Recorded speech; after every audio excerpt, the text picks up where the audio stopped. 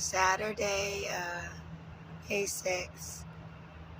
So last night I screamed all night. I'm a human trafficking victim. County didn't report it. My voice is all cracked. Today the parking lot was full. I saw people going into the building.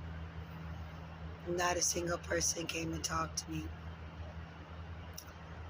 Today, they even barely looked at the tent, which means that it doesn't bother them to see that. However,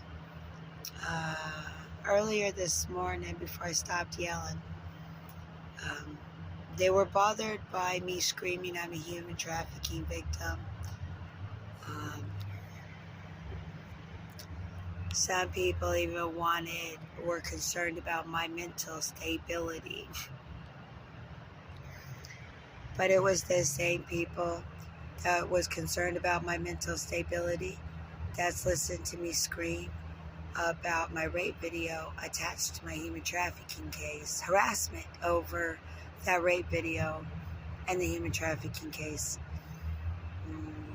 Certain workers being attached to that, my rights, the lack of trafficking services,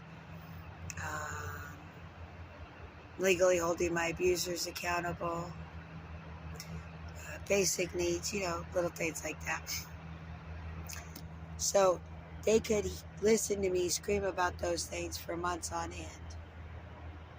And they would laugh and joke, call me a tweaker, say I was paranoid and crazy, I was on drugs, while they were listening to me scream about those things.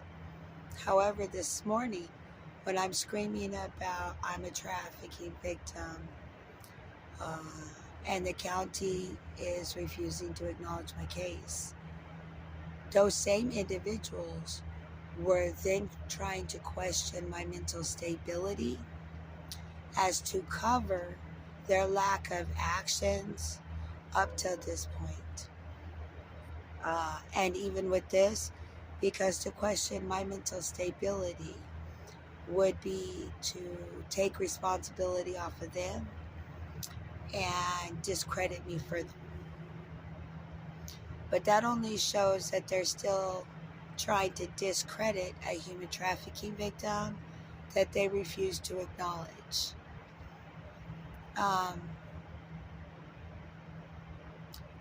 I posted on City of Vancouver's Facebook wall in one of their posts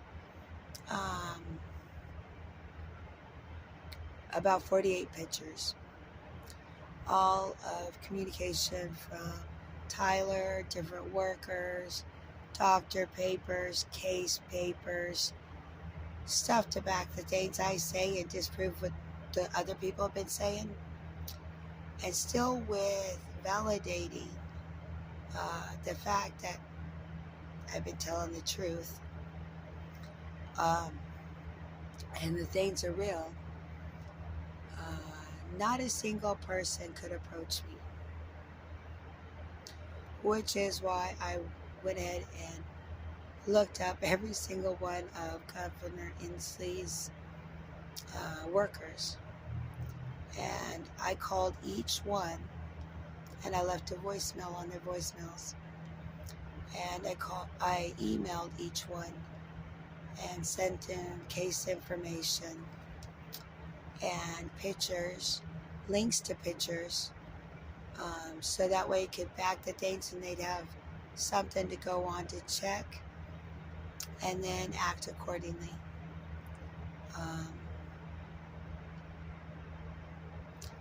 I left voicemails on every single person's voice messaging thing that I could, and I emailed every single person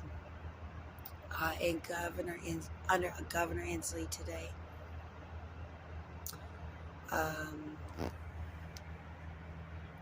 I've been tagging him and Patty Murray on things because they represent Washington. I called Patty Murray's DC office and left a voicemail because it's still a Washington State representative, but it's not too close to Vancouver in Clark County. I did the same with Marie Cantwell too. So on Monday, they will get those voicemails. Anyways, I don't think anything will come of it, but at least it was doing something productive and using my trauma in a productive manner. I really am more astounded, not by the trauma I've survived, but what people find accepting and what they can ignore, overlook. When I was in Portland and I got boot stomped, it was in the middle of the day on the sidewalk, cars driving by, people walking by, and 3 people were able to jump on my skull, and one person behind them recording it, holding the camera or phone up. Nobody said nothing because it's that socially acceptable to boot stomp somebody, 3 people to boot stomp somebody in public, and people will just walk by.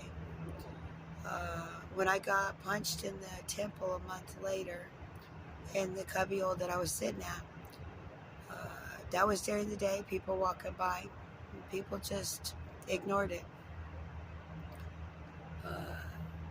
I could scream about rape and they would call me a whore.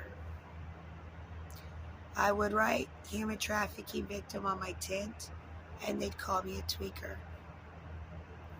That doesn't say anything negative about me. That says a lot of negative and unhealthy about my environment.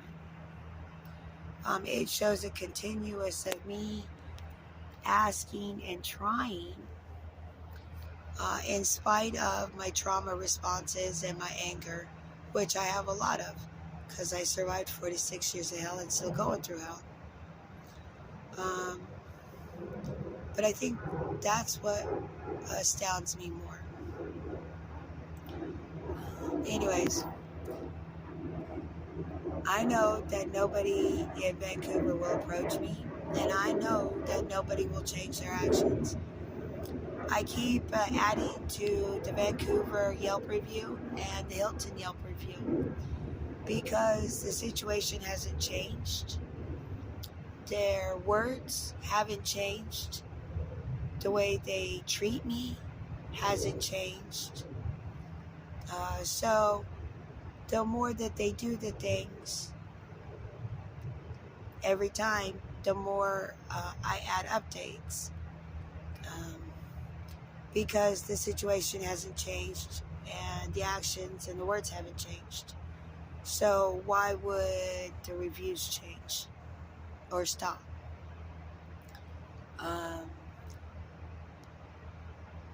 That pisses people off because the people it pisses off is the people traumatizing me and they don't want their shit known.